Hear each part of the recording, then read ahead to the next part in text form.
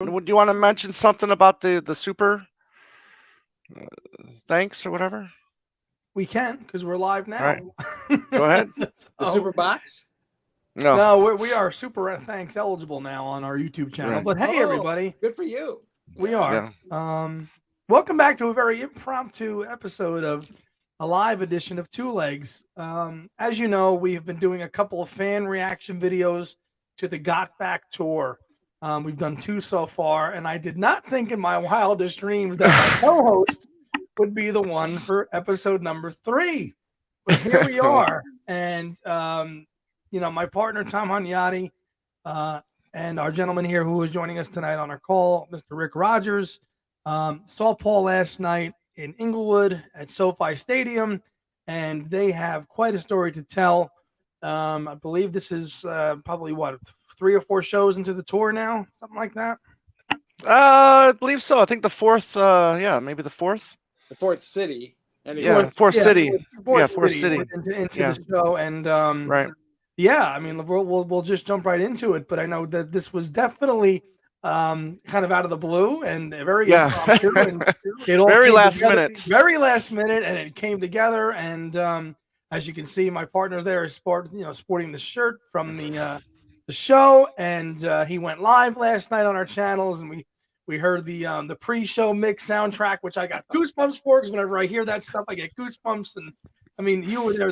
Both you guys were there in the 6th row, and I'll turn it over to Tom and Rick and let them tell us how this all came together.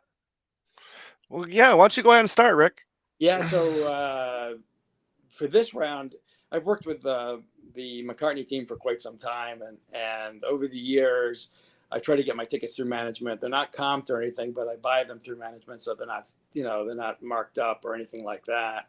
This time, the confirmation for those tickets, I think, were being delayed because of COVID. So my thinking was, I got a note that they had within 2 weeks they would let us know, whether we got tickets or whatever it was. And I think they did it tight just in case they had to cancel the show. They wouldn't have to refund all of the people's, money Right. for tickets and things like that. But anyway, long story short, I found out on Wednesday. I drove to LA and picked up my tickets. And my wife decided she's seen him quite a few times, and it's a little bit of China's water torture for her to keep doing it, because I keep Right. driving things, and I gave her the out. So not to yeah, come. but you drove up from San Diego to get the tickets then, right? Yeah. So you made that drive twice then in 1 week. Yeah, twice 2 round trips in a day, but the Right. last night was pretty late getting home. Yeah, I'll bet. So anyway, so I get the tickets, and then I don't know what happened, but at 4:30 in the morning, I woke up in bed, which it doesn't happen rarely, and I started thinking of Tom, and I thought of Tom's got these people coming on the show and everything else. He's in Phoenix. He's not, Paul's not going to Phoenix. I thought, you know what? Maybe I should just reach out and see if he'd want to come fly in and, go to the show. And plus, there's a kindred spirit because I'm a collector and, I have the story, all that kind of stuff. I thought it'd be kind of cool to meet him anyway. And, I've been following you guys for some time. And so I sent an email and I sent text messages, and then I found his cell phone. Right. Not that he had a day job, so then I called him and or texted him, and he responded right away. Right. And then he was like kind of excited to work it out. Yeah. And I think, Tom, you can pick up how you finished that story, how you got there. Yeah, please Yeah. do, because this Yeah. is I remember he texted me, and I'm like, you have to do this. Yeah, that's what he said. First of all, I'm thinking like, this is a joke. Who's texting me about going to see McCartney? This is a joke. And so yeah, I mean, I usually don't check my emails. So I didn't see the email that you sent. And then, when I got that text, I was like, because you know who I thought at first? I thought it was that Rick Glover guy from the Fans on the Run, that goes to all those shows. So that's who I thought it was at first. But then, then I saw, Rick Rogers, and then so I called my wife up, after I talked to you, Rick, and she's not feeling well right at the moment, so she was still sleeping. So I kind of woke her up and I told her, I said, Paul McCartney live, and she goes, "We'll talk later." Like, she's kind of the same thing. She tolerates it, too, like so many girlfriends and wives out Right. there. But Women anyways, and so wives. yeah, it was like so many women and wives out there. There She you go. tolerates it. Anyways, but so we talk, when going back and forth with Andy and my cousin David about it, and then just as the day's going on and it's getting more and more excited. Finally get home. I walk in the door. I saw my wife, and she goes, "Give me 5 minutes, and we'll get the tickets. We'll get the plane ticket." So she understood, my excitement for this as well. So 20 minutes later, we found a flight, and the rest is, as they say, history. But man, what a crazy 48 hours. Yeah. Because it was like, because I started getting these messages like right around the time that I got back from this morning. So it was just like definitely like from like 8, 9 o'clock Thursday morning to Does it feel like a eight, dream nine now? Does o'clock it feel like a dream? right, 8, 9 o'clock Almost Saturday now? morning. It It's has almost to. like a dream. It's It almost has like a to dream. be. It was so quick, Yeah. and now you're back and it's over. Right. Yeah. It's like I'm Right. like, did this really happen? And my concern was he doesn't know me from Adam, right? I know you guys, Right. I listen to you all the time, so it's like, oh, he's not going to recognize my voice, my name, Right. a picture, So I sent him a picture with Paul that I had, and, Right. I had a ticket, so I could get some credibility to the offer to have him Right. come out and stuff, and it worked out. So, and then I picked him up at the Right. airport. SoFi's about 3 Yeah. miles from the airport. So we drove over. Yes. Yeah, that was Right. going to be my next question. Logistically, picking Tom up, and how far was that from the stadium? So that obviously worked out pretty Right. well. Yeah. So I was up at like 5 a.m. because I had to work still. So Hell with got that, I my would have hour. called off. I'm going Yeah. to see Paul McCartney. I'm out of here. Bye. So I got that out of the way, ran home, got some stuff for the wife, ran home, changed, ran to the airport, parked the car, got on the flight. And it's funny because as I'm, as we're flying, getting ready to land, we pass SoFi Stadium. So I take a picture of it. The guy sitting next to me turns out to be a major McCartney fan as well, and saw McCartney at Hollywood Bowl, a few years prior. And so we're just shooting the shit now about McCartney as well. So I just want to give Zach a shout out, and thanks for the company. But yeah, he was really excited that I was seeing Paul last night as well. So that's pretty crazy. But yeah, Rick was there as I was coming down to the exit. He was there waiting for me, and then it was about a 4 miles SoFi from the airport. Yep, Yeah. 3 to 4 miles away. We parked, long walk in, and I had never been to SoFi. Yeah. I knew it's Right. it was the Super Bowl stadium this year, and, Right. Right. And we walked in, and we quickly went into the merch line. Right. And while Tom was holding the space, I ran to the edge of the top where you could see the floor, and I couldn't believe how big this place was. It was just Right. astronomically massive, and I was like, Yeah. everything was like just these tiny little dots for chairs and stuff like that. So that was the first impression. Right. Yeah, so we're in line to get at the merch, and then so this is about 20 minutes. So I'm pointing out to everything that stuff I'm getting, and get there, nothing. All 3 things I want, they don't have. Really? Yeah. So the extra large, no extra large shirts, no extra large hoodies, no tour books. I'm like, what the hell's going on here? So the lady goes, so Rick got what he wanted at that particular merch stand, but then the lady goes, there's another merch stand right on the opposite side, like a couple, not far away. It was like a minute away. So ran there and got in line. Now this was another 30 minutes in line, but luckily once I got there, it was like 7:45 at this point in time. So I'm like, okay, I want to hurry up and get to the seats. Yeah. So the music's playing, with all the different remixes and stuff like that you love so much, Andy. So then so I get in there line. I got this one right away. I got the the tour book right away, and then when it came to the to the hoodie, she goes, oh, we're out of extra large, and I'm like, no. So there was like another box off to the side that had an XL on it. I said, what's in that box right there? So she opened it up, and sure enough, it was the extra large the hoodies. So it was, yeah, it was pretty nice. So on the side sleeves. You don't need those in Phoenix though, bud. There's 4 months out of the year.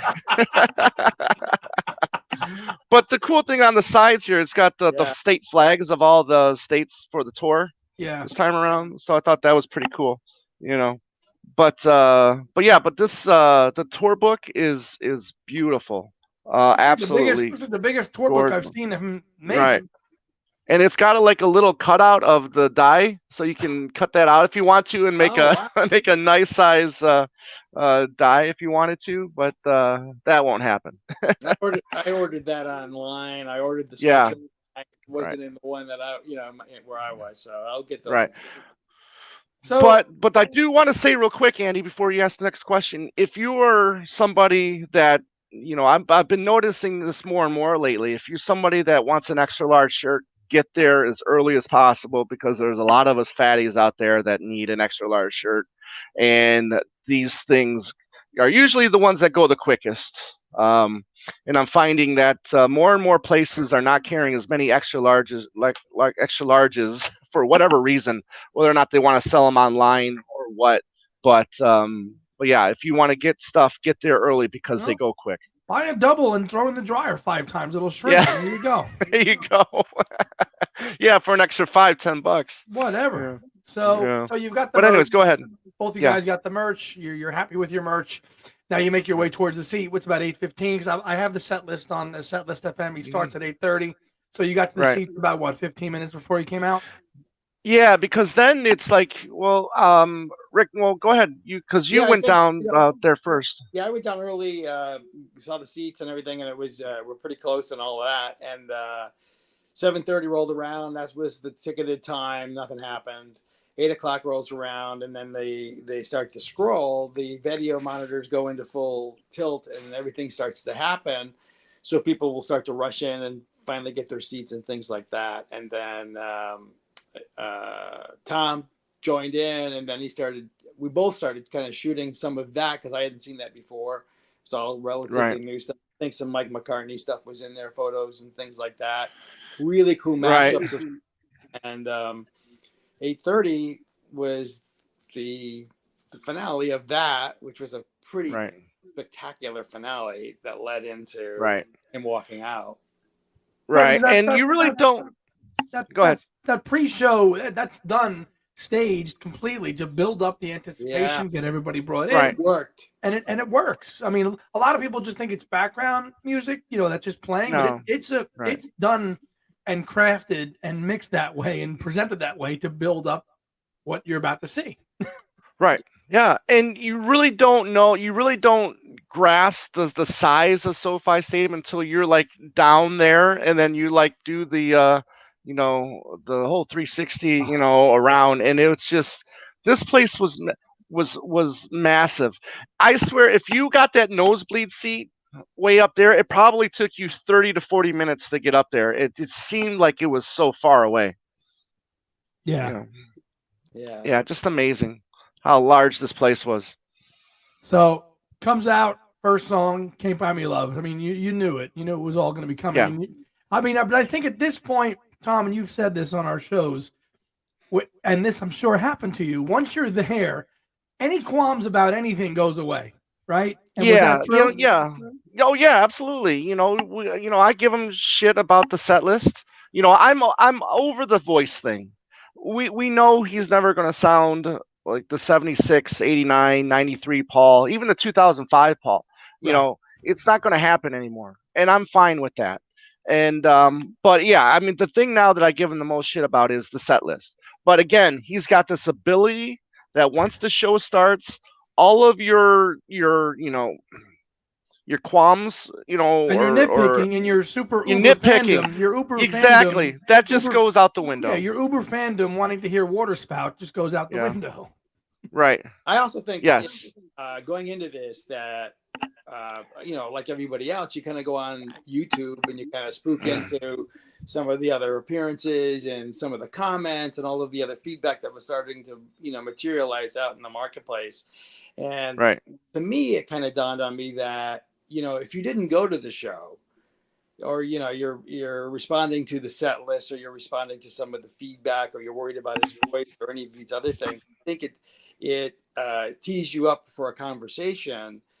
But I don't know how legitimate it really is until you're actually on site and in presence of an 80-year-old guy who comes out and does literally almost 4 hours of a performance. And I mean, I was exhausted, so I can't imagine how it was for him, But to Tom's point, it almost doesn't matter then, because the effect is right there. He doesn't have to do it. He comes out and he nails these songs. And I was kind of looking with a magnifying glass because of the precursor to it being all the feedback that people were giving, and it just quickly dissipated.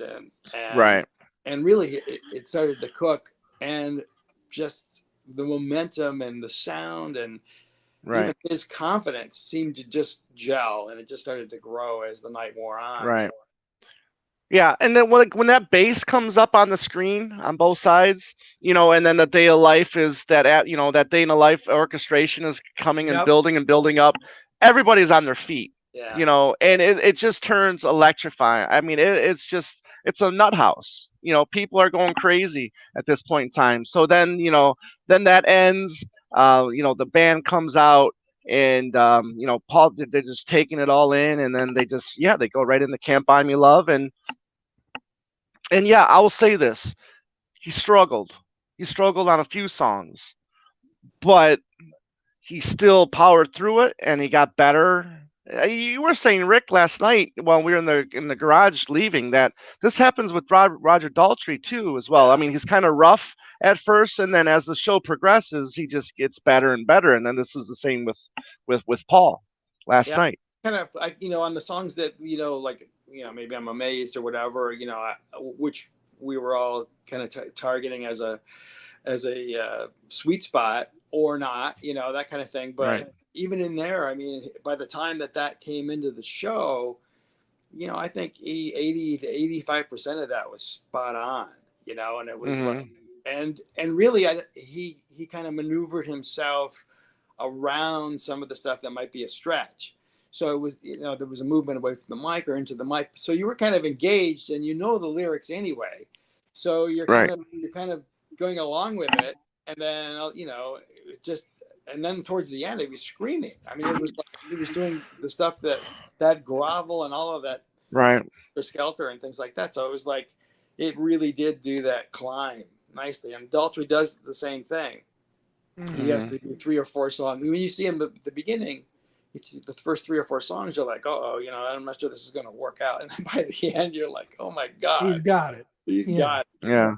Got it. Yeah. So like you said, Andy, going back to the first song, Can't Buy Me Love, I mean, it's he did struggle a little bit with the first with the verse, but then once he gets with the chorus, and the band joins in, it sounds great, Okay. Junior's Farm. Now Tom, you haven't seen him do Junior's Farm, right? Yes. You did? Yeah, I think he did it. I think he did that in 19. Yeah. Right, but this is the first time you've seen him this close, though, right? Yeah, this close. Yeah. So exactly, like we said, 6th row, and he's up there with the playing that Hofner. Junior's Farm comes on, and that's definitely a highlight for me. Obviously, it's the edited version, which is fine. It's still Junior's Farm, and they rock the hell out of that song. Yeah, and then right into another another Wings song, Letting Go. So you get 2 Wings songs right out of the gate.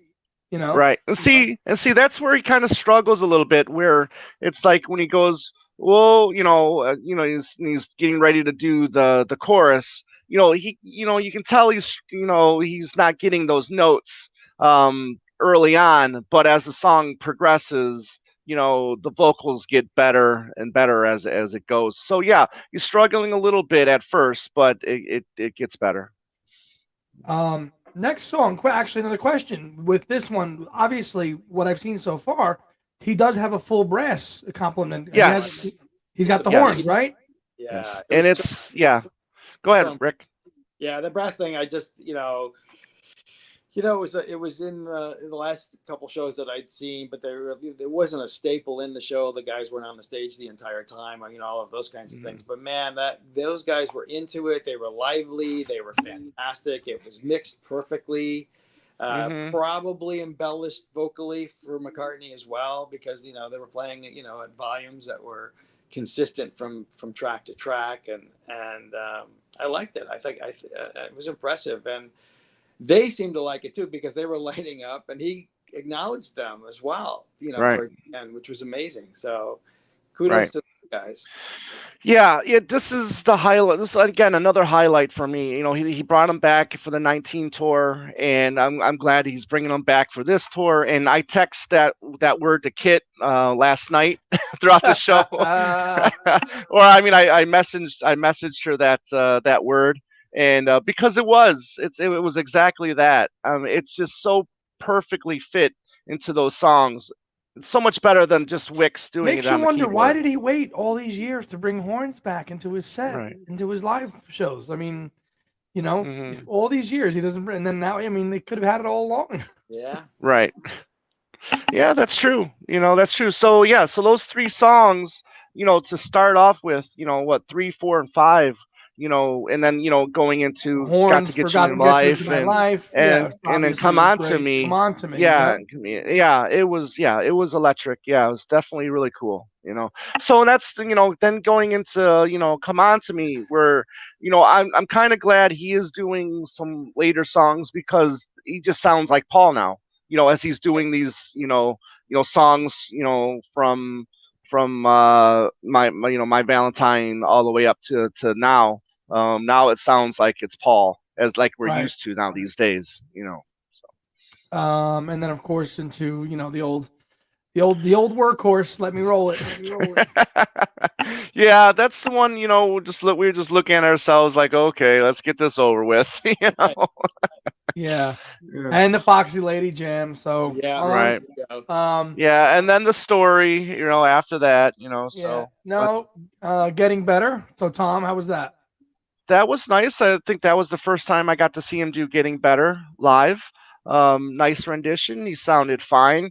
Again, a little struggle in certain areas, but the backing band, helped him out as much as they could. Abe and those guys carry, really help out a lot with those backing vocals now, especially. Right.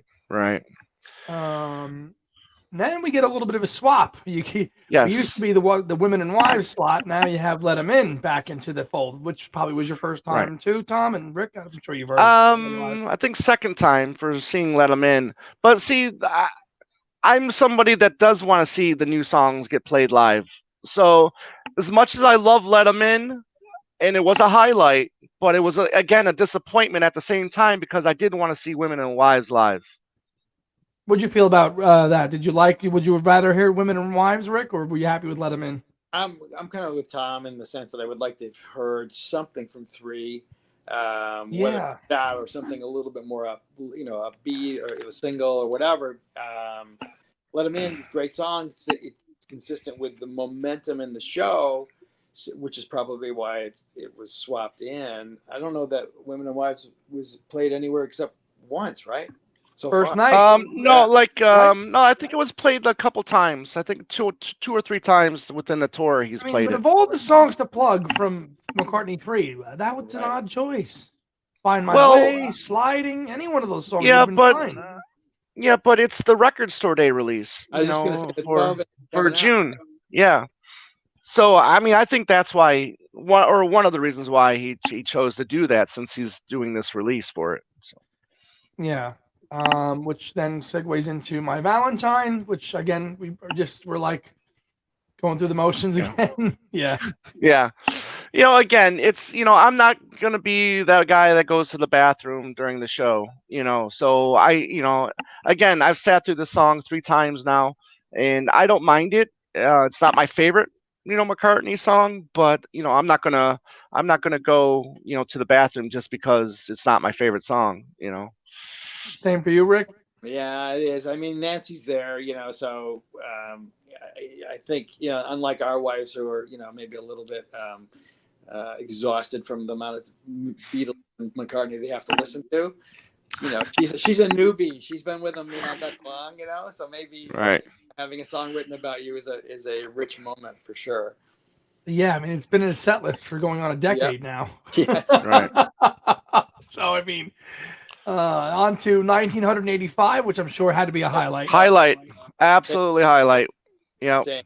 Once you hear that do do do do, once you hear that, it's forget about it, Right. So that has to be a highlight of I'm sure of the whole show, right? Yeah, I mean, and because then plus is that vocal too. I mean, he's still strong enough with his vocal now that he can pull that off, and you're thinking, oh, this is great. Yeah. Yeah. And So isn't that a little bit of a shortened version too? Doesn't he leave out a yeah, verse or two? it's a little bit shortened. And but the cool thing is the horns come in on this one too. Well, that's the cool thing. Towards Now the end. you're getting the legit horns in that song now. Right. Yes. Such a lift. Yeah. Yeah. Yeah. By the end, where it's like the guitar solo and the horns are coming in, it's and it's building up to that, and it's just like you're going out of your mind. That's the live experience, having the horns. Yes. Do that. I mean, it's one thing to have Wicks do that to simulate it, but to have a song like that which has brass and horns on it, and seeing that live again. Now, 1985 has been a staple in his set for quite a while now, so to have brass on it must be incredible. Yeah. It felt really new too in the set for me. Having seen him, as you said, with Wicks doing all the work, it was, I didn't know it was coming, and then exactly by the time you got to the end of the song, you were like, oh my God, this is a big one for the night. Yes, right. Hands down, which takes us to then the one that everybody wanted to see how he would do. Maybe I'm amazed. So were you guys, when that started with it, then you were like, okay, let's see. Here we go. Well, when you see these videos, YouTube videos from people recording them on the phones, it really, you got to take that with a grain of salt, I think, because you gotta be there to hear it with your own ears, and not through, speakers or from a phone. But no, again, it's not 76 Paul, it's not 89 Paul, but like you said earlier, Rick, it was 85% good. You know what I mean? And I even text you that night, but I think you and David are already sleeping by that time. And I was just like, text just like, I can't believe I'm going to say this, but he pulled it off. Yeah. I just couldn't believe it. He pulled it off. It sounds like your assessment of that is that for where he's at age 80, it's good. Right. Yeah. Right. At his voice now, it's as good as it's going to get. I mean, it was definitely better than that dreadful Saturday Night Live performance from, what was it, like 12 or 15 or whenever that performance was. Yeah. It was that was god awful. This was actually enjoyable. And I'm honest enough to where I'll tell you if it was shit, I'll tell you if it was shit. This was actually, I was shocked. Yeah. I was blown away. I saw it at like 2:30 in the morning and said, "Oh, maybe I'm amazed that he did it." And the last, because this is the fourth time I've seen him, the first one being in '93, but from 14, 19, and 22, this was his best vocal performance for that song. Interesting. Yeah. You agree, Rick? Yeah. I just, I actually was thrilled that was not a cause for, reflection or concern. Right. I just think exactly. I think, even the reverberation in that arena, because they were so big, right? And we could hear some of and that's what I kind of agree with Tom, was that depending on where you are, and you're cheesy, you're doing a cheesy recording on your device or whatever that is, and then you're playing it back on the two little speakers that are in it. I don't know that there's much that would sound good in that environment anyway. But this, just the mix, everything was just right, spot on. And I'd like to think that McCartney is a guy that if he was in rehearsals and it wasn't coming off, his guys would tell him and he'd yank it. So if he it wasn't sounding good enough, he would 86 it and shelve it. You would like to think that. You would like to think that. Yeah. You know. So, But I mean, that song's near and dear to his heart.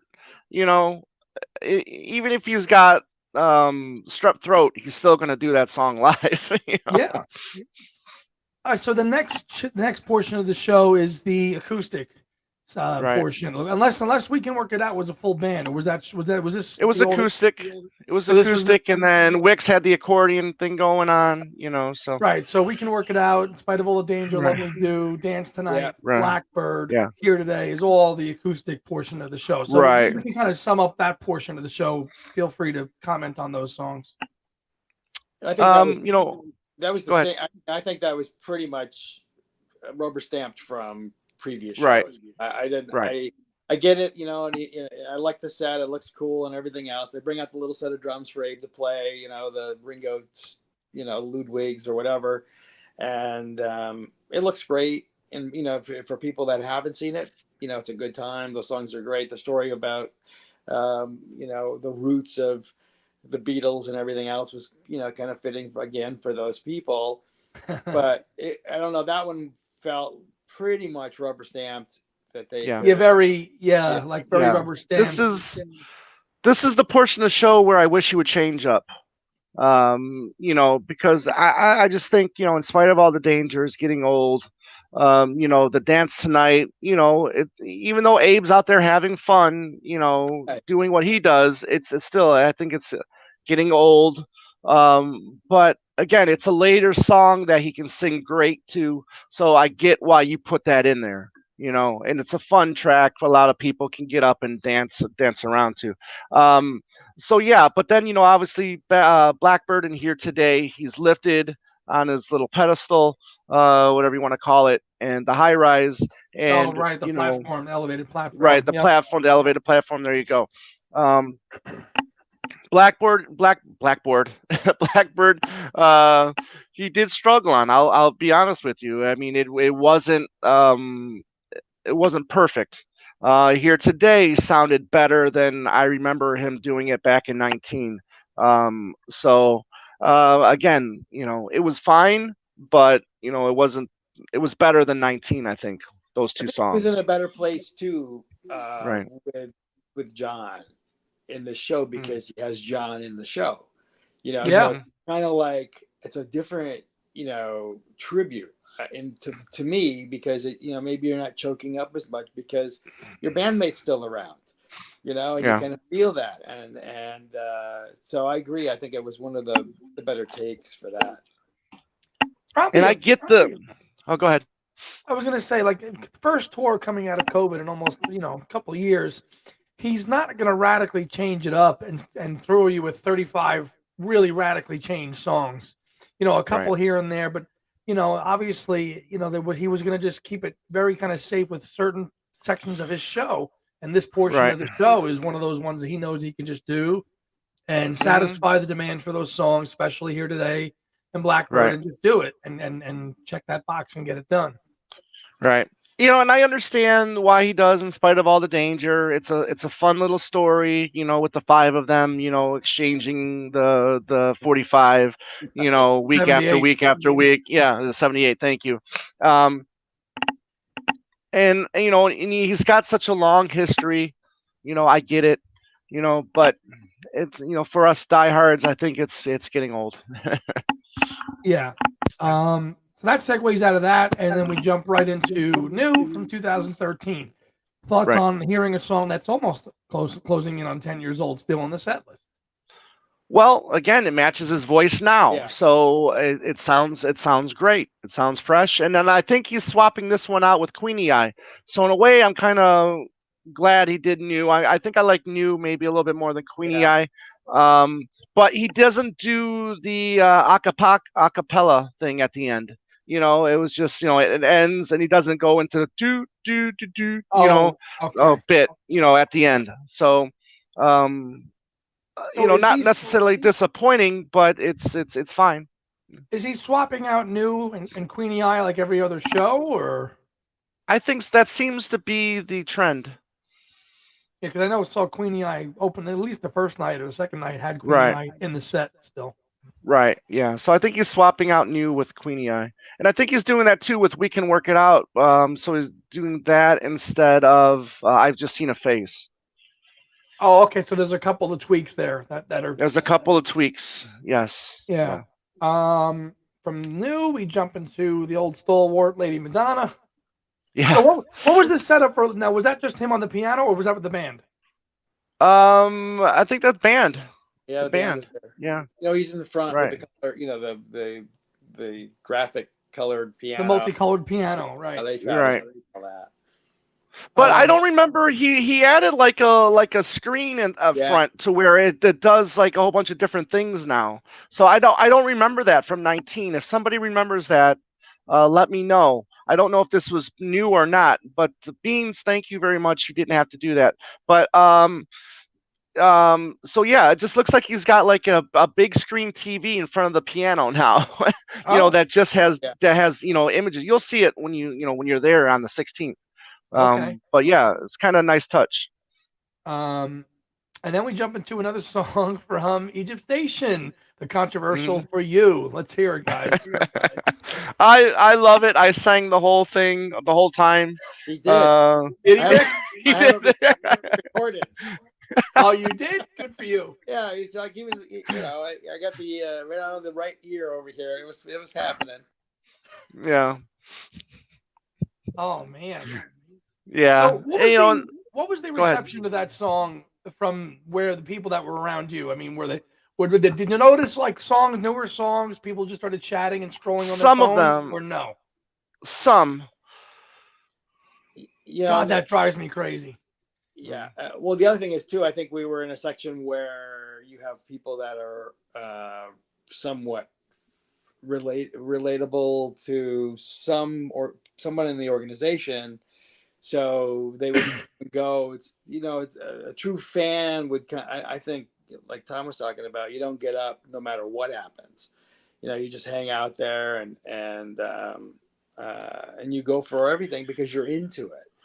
But sometimes it's like you're at the Paul McCartney show because you want to tell people you went to the Paul McCartney show. Right. And now you're off having drinks over here, and that kind of stuff. And that was happening with some of the folks. Now, some of the people did go out to take different photo, ops from different perspectives and things like that. But Egypt Station for me was great too because I have the suitcase, and right. And I got to breathe some more life into the, into all that went into that, Right. Yeah, I mean, yeah, 2 songs from Egypt Station still into the set. So right, and that again, that's him doing newer songs that is sounds fresh because it's his voice now. Right. Right. So it doesn't draw so much attention to older songs that he might struggle with. When he does that song, does he play the video on the screen too for it? Yeah. Interesting. Same thing with My Valentine. You got one side, you got Johnny Depp, the other side, you got Natalie Portman. We were lucky enough to be on the Natalie Portman side. So interesting segue to go from you right back into Sgt. Pepper mode with Mr. Kite. Right. Explain how that transition was. It was fine, no problem with it. Did he tell us? Did he tell the story of the poster? Yep. Oh, absolutely. I know he wants more credit for songs that he and John wrote together. But it's just the way he words it. I wish he wouldn't write word that it. song. He didn't write that song. I know. But the way he words it, you sometimes think it was like maybe, oh look at that poster. Let's copy the words from the poster. Yeah. Oh, absolutely. Beans on that one. Alligator. Love to hear Alligator. That would be a great track. Yeah, but it just seems like a weird segue to go for you right to a John song.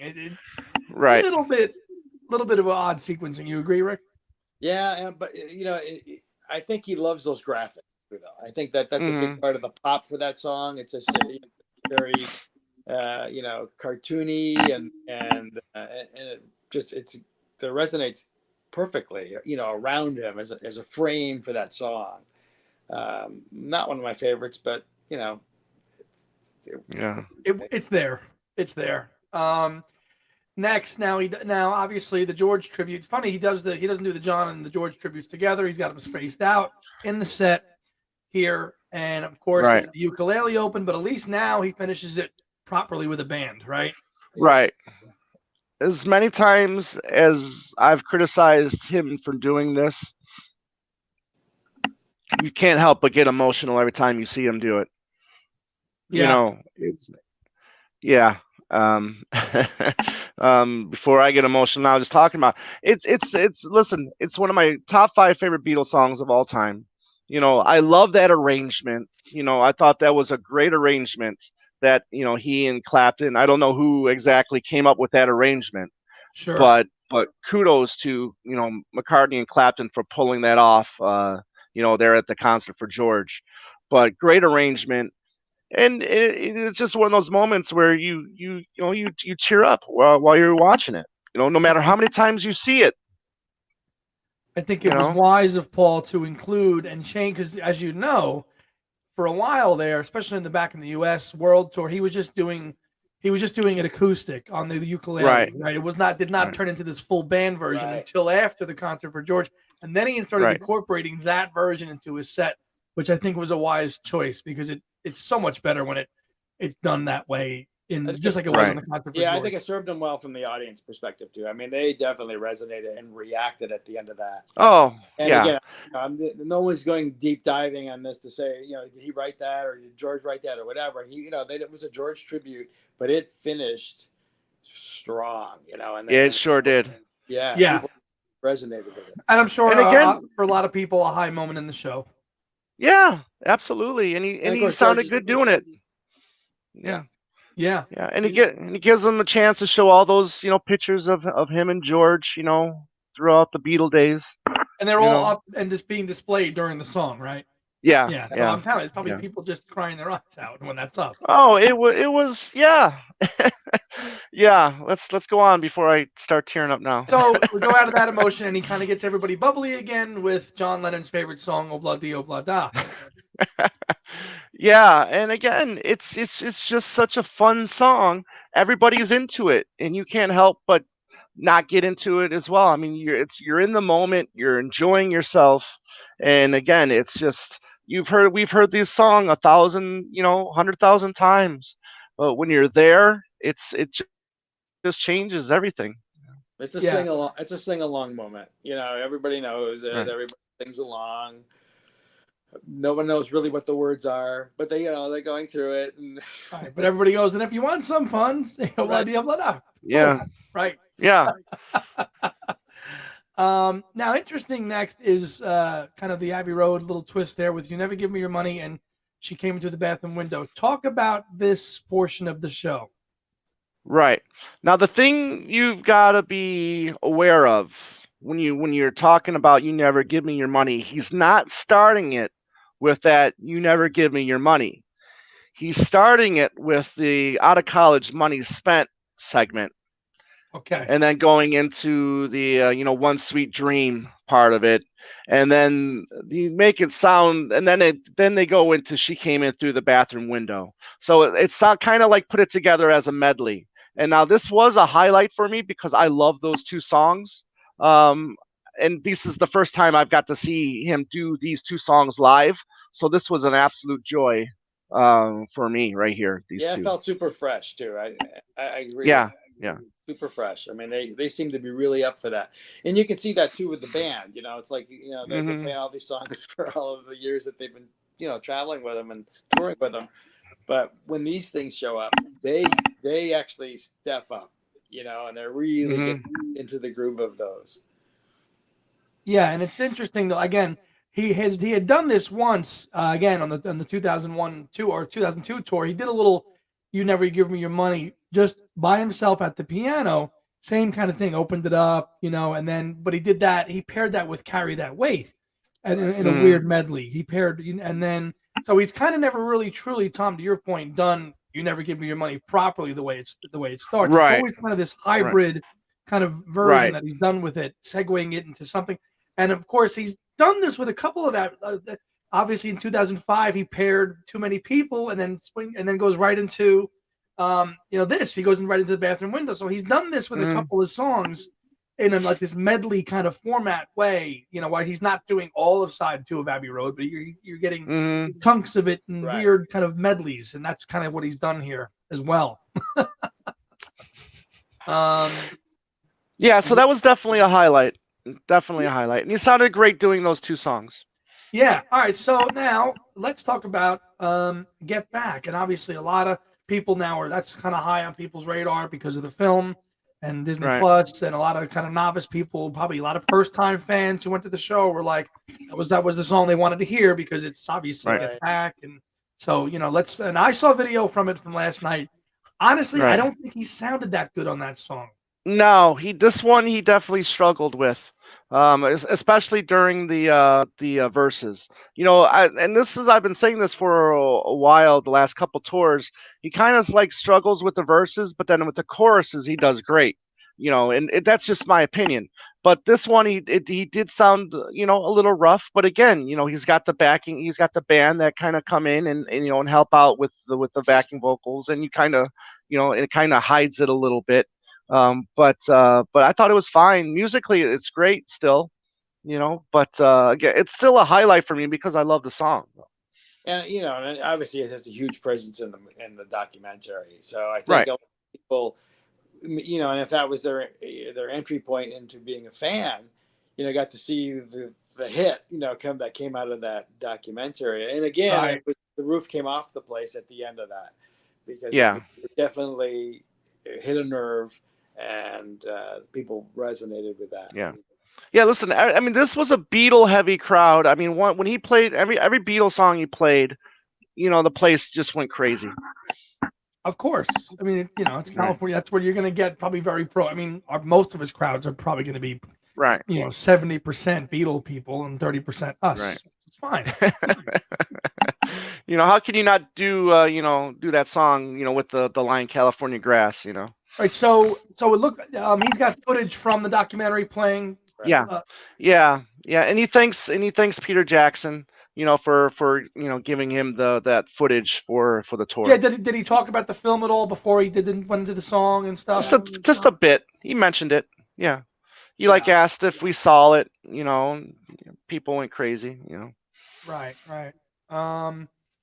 So after that, now we're starting to get to the end of the show properly. So a couple of biggies here. Band on the Run. Let's hear how that was. Band-wise was tight. Yeah. Vocally, he did struggle. I love it. I hear it. I want to hear it. It's like I almost don't care what it sounds like. Really? Yeah. I mean, I don't know. It's a big song. It's a big song. Right. Big record. The third segment, when he goes into the rain exploded with a mighty crash, that's the part where he tends to struggle nowadays with the song. But how about even with the horn arrangement with the live horns? Oh no, I mean, believe me, I mean every song that the horns were a part was great. It's just I'm talking about vocally. Sure. Yeah. Yeah, I mean, it's again, Rick's like, I love it. You don't really care what he sounds like, right? I wanted the 12 string, to come in on the acoustic side and everything, it's all there, and right. Split off. The brass helps it out, it just shaped up pretty nicely for me. Great. Then we go into Let It Be. Surprised, he did this very well, very well. Was it kind of like that kind of the version he's kind of been playing where it's kind of a little faster and a little bit, I think, and Abe's kind of carrying it with a shuffle on the drums a little bit? Is it kind of like that version still, where it's kind of sounds almost like it should be a little slower, but it's not? Well, I think by going a little faster does help the vocals as well. It just doesn't emphasize. It's just not as a slow vocal. It's a little. He picks it up a little bit, and it does sound a little better. Because he's done that with a couple of the ballads. He's done that with Long and Winding Road too. It almost becomes like a rock number, with some live version. Well, Abe's going a mile a minute, anyways. With every song, So yeah. I'm sure, and I'm sure everybody had the phones as candles during this song, right? In the Yeah. place. It was Rick pointed it out, and you had to get a shot of it. But when let it be is on, you do that 380 or whatever it is, and you just everybody's Oh my God. flashlight is on, and it was just I filmed it, and I'll have to put it on the two Oh, legs let's see it. Yeah, see, in, Facebook page. But it in was seven, amazing. Yeah. in '76, they would have burnt the joint down with real lighters. Now they just use their phone. Right. Right. But I'm sure, I'm sure it was nice. I'm sure it was good. Yeah, and by this time you can smell the pot everywhere, and people were definitely lighting up. Yeah. Okay, so we come out of that hymn mode now, and we go back into a kind of let's rock the joint with the pyrotechnics and live and let die. Let's go. Yeah, amazing.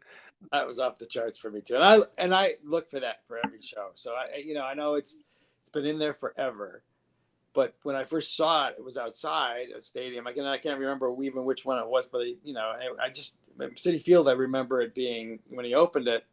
Oh, you were there too for that, Rick? Yeah, I was there. Yeah, I loved it, and it was like to see it out there, and you had real fireworks. Yes. Well, this was like real fireworks. I didn't understand how they could pull it off without the play. Talk about matches. I mean, it was so hot where we were sitting. The heat from the flames and everything else, and then the burst of it's it's just you can't not just be driven to your feet and cheering into this thing. Yeah, I mean everything about Tom. Continue, please go. No, I mean to witness it that close, and actually feel the flames, right? Was amazing. Again, he struggles a little bit with this one, in my opinion, but it's you're so caught up. It's so much of a production. In the theatrics. You're so much of a production. You don't care about the voice to this point. Flames, I'm sure. Right. The videos are cutting all kinds of ways and stuff. Right during the during the instrumental portion. So the voice is secondary. Tom, I don't know if you noticed the guy in front of us. He didn't know what was coming. So it's kind of cool to see this when you see a virgin attendee, and this guy he ducked, and then he goes like this. He's covering his ears, and he didn't know what to do. And then every time it kept coming back, he didn't know it was coming back. He didn't know, right? Like, are you shooting at us? What's happening here? Yeah. And then did he fake the whole like heart attack thing? Yeah. Yeah. He was covering his ears, Yeah. Oh, his hair was even disheveled at that point. It was amazing. Yeah. So this was definitely a highlight of the show. I mean, the production on this was off the charts. How could it not? And it's placed very appropriately in the set list for that reason. And and that roof is so high that you can get away with doing a little bit. You can add a little bit more oomph. You can bring this one to 11 on this one, because it's the stadium's so big, and they did take that one to 11, Then we go to Hey Jude. Yeah, out front, and I was really surprised how well he did it. He sounded fine. No. But saying, the guys, the girls, the whole thing. Yeah. What's playing? Is there any kind of cool videos playing during Hey Jude? We couldn't really see the video behind him because of where we were, but we saw the screens on the side, so at that point it was just the imagery, or just the band, and you were great, and you were great, and you were great. Yeah, exactly. He doesn't do that I don't think he really does that much anymore, or not to the extent where he used to do, Oh God, back in the day. Yeah. So, but yeah, it was enjoyable. Again, it's one of those songs where it was at least your favorite Beatles song at one point in your life. You know what I mean? At least that's my, what I think. And just to hear it, again, it's another emotional moment. Sure. It just takes me back to when I was, 14, 15. In my bedroom, with the headphones, listening to my Walkman. Listening to Beatles songs. Yeah, for sure. So That closes the show proper, and then you've got Hey Jude ends. They all leave the stage. They bow. What do they do? Yeah, they bow and then they they take off. Yeah, Right. Quick exit. Yeah, it was quick exit. quick but exit. Then, I mean, all right. So like what a minute or two, and then they're back out, right? Yeah, 2 minutes tops, if that. And then obviously they come back out with the flags, and waving that around. And then he talks about the Peter Jackson thing, and so he says, and we're gonna do something special. Okay. And then So to build up, So that's to build up to. So they're very interesting. This is the first encore, right? So this is a pretty obviously special moment in the show to do this song, to do it this way, and it's the first encore of "I've Got a Feeling," which went this obviously when the first tour opened, the first show of the tour opened up, people were like, well, how's this going to look? So let's tell us about it. What were your guys' thoughts? How was the timing and sync with the video of John on the screen? Yeah, go ahead, Rick. I just think that would have been the probably a teary-eyed moment for me. I kind of was listening to all of the people talking about it, and I was trying to think about how you're going to pull this off. How's it really going to look when you're in person and everything else? But to see John fill the screen when he comes into his part, and it's spot on, and he's singing to the music bed that these guys are playing, it's freaky, and then it's phenomenal, and then he looks great. And then, then they sing together, and it's like, this is as good as it can get for anyone, whoever wanted to do that. Michael Jackson did a show in Vegas where the finale was, he comes out on the stage in a hologram.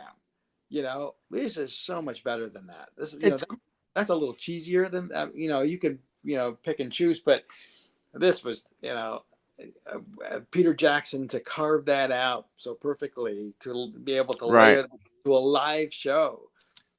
I don't know. I was all about it. This is a practice that a lot of people have seen other bands do. The Who did this very well with Keith Moon during when they do Quadrophenia, and they take his footage of Bellboy when he's singing Bellboy, and him and Daltrey trade lyrics. I saw them do this in 2012 when they did Quadrophenia, and they do it with Bellboy, and it's Daltrey turns around, and when Keith does his part, so that's the first time I saw something, and they did a great job with that. So it's nice to see that Paul's team did the same thing here with John, right? Because it can be done, and it was done. It's been done for a long time. Oh yeah, it probably could have been done, decades ago.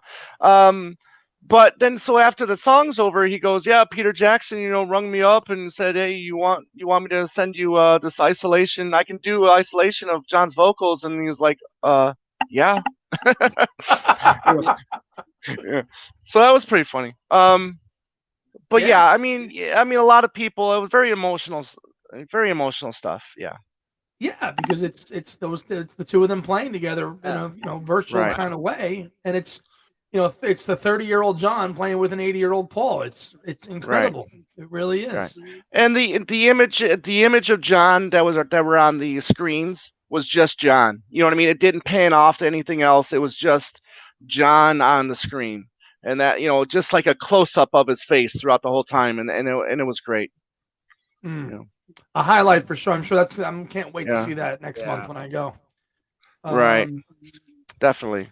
So then we does the cookie to anybody with a birthday in the audience, right? Right. Oh yeah.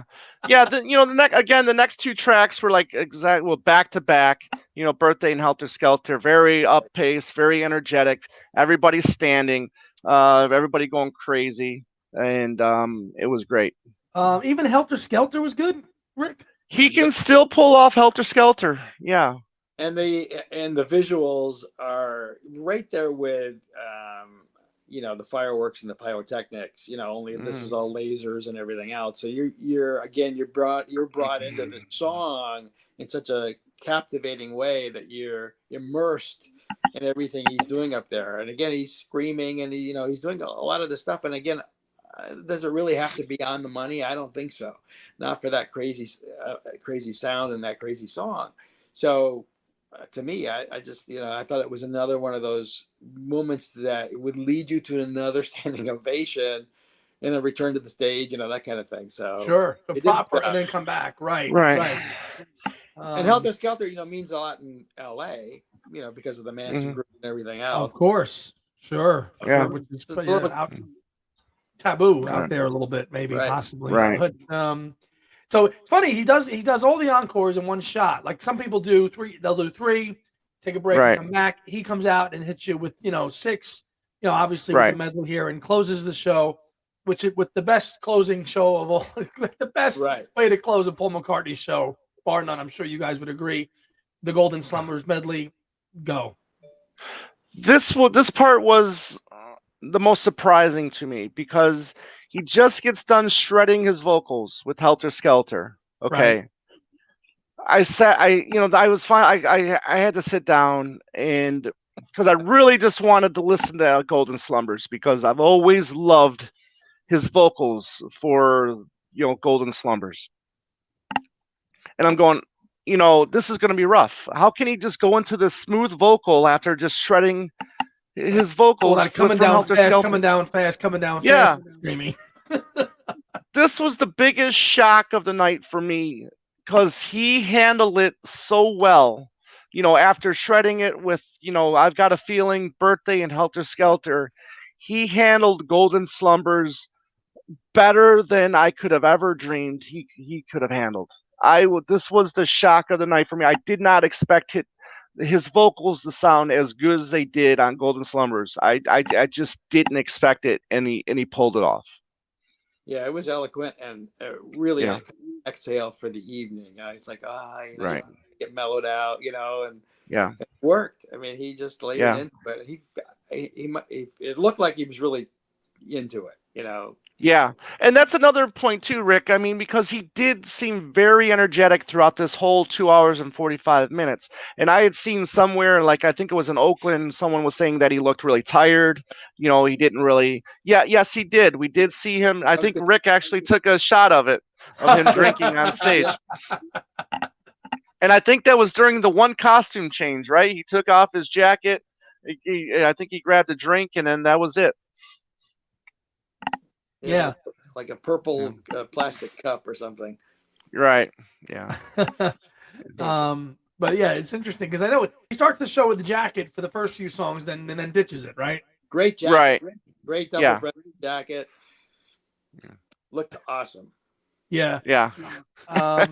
Rick, give me your feelings on the Golden Slumbers medley, just as a closer and how it came off last night. I'm with you on that. I think I can't think of a better song ever. It's for any one of these guys to do to close out one of their shows, and it's always moving because it's such a phenomenally integrated piece into your mindset. And you've lived it, you've breathed it, you burn the candles when you're playing it.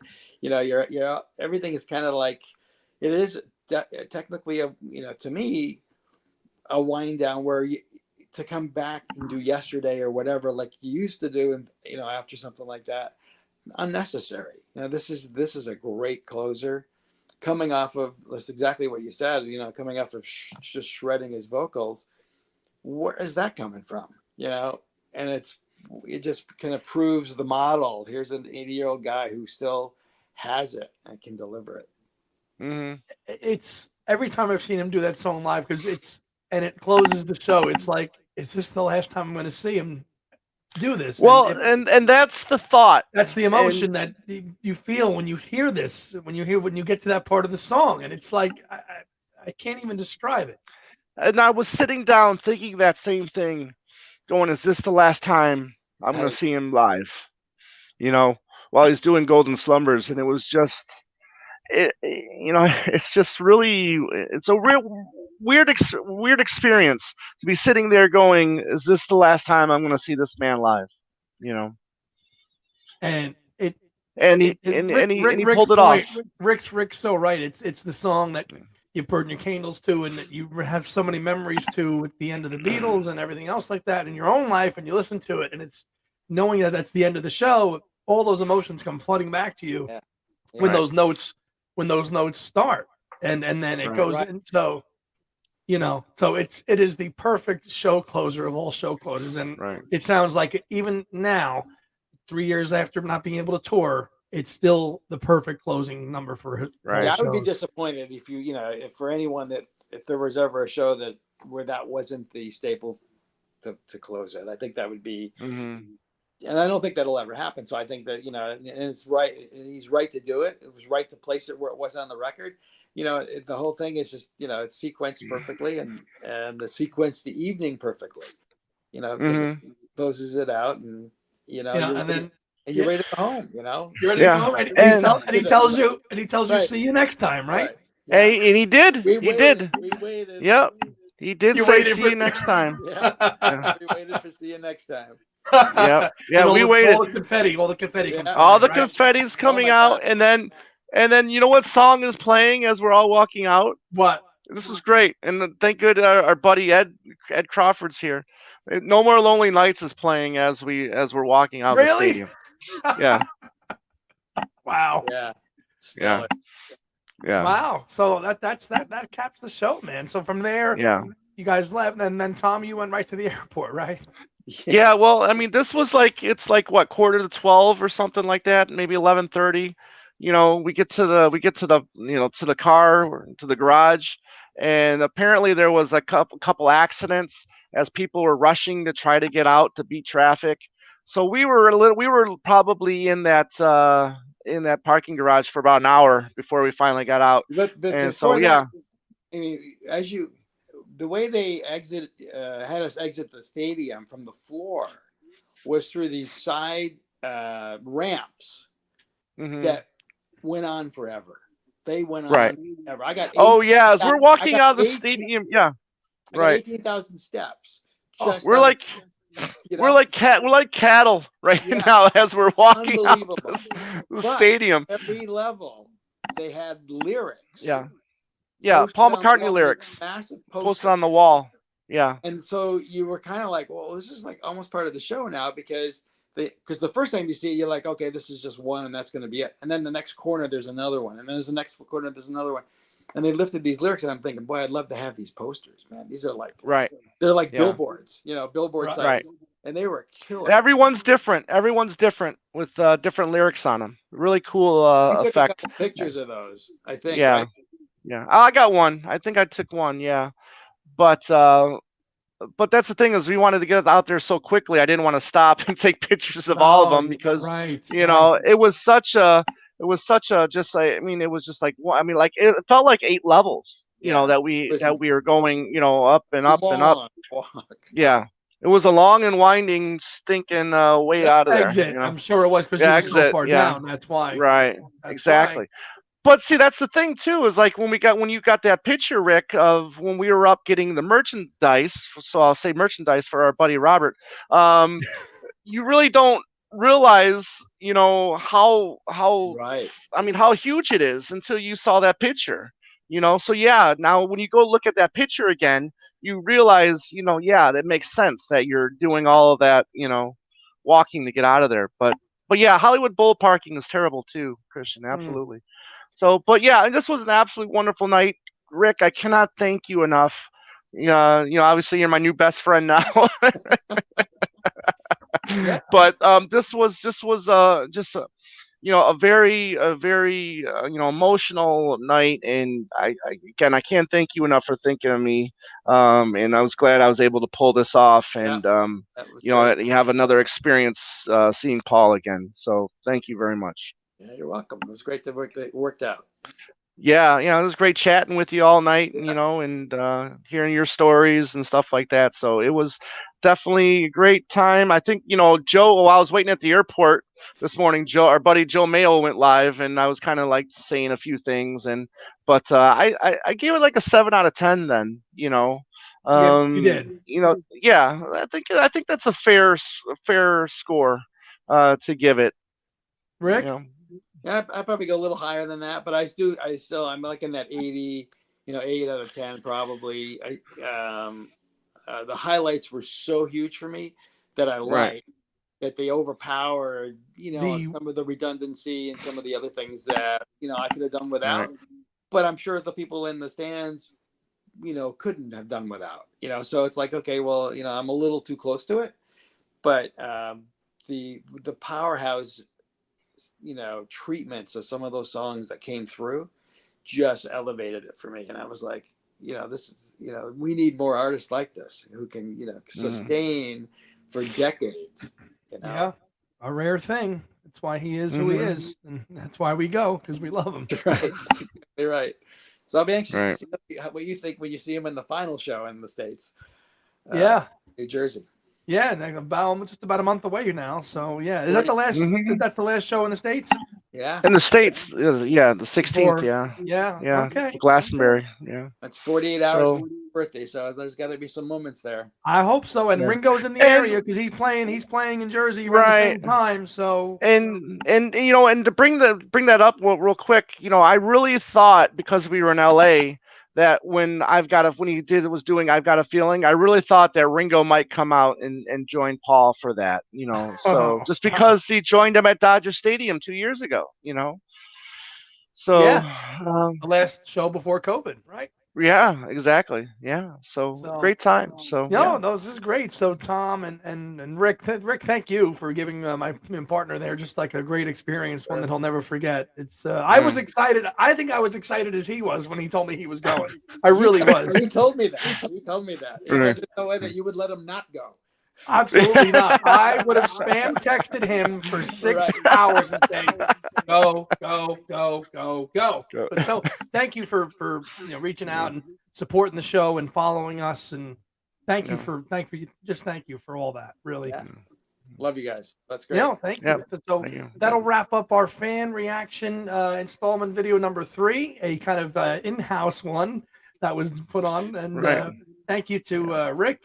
And thank you to Tom, and thanks for everybody tuning in tonight. And we'll see you on the next installment on Two Legs. So have a good night, everybody. Have a good night. So long. Take care. Yeah.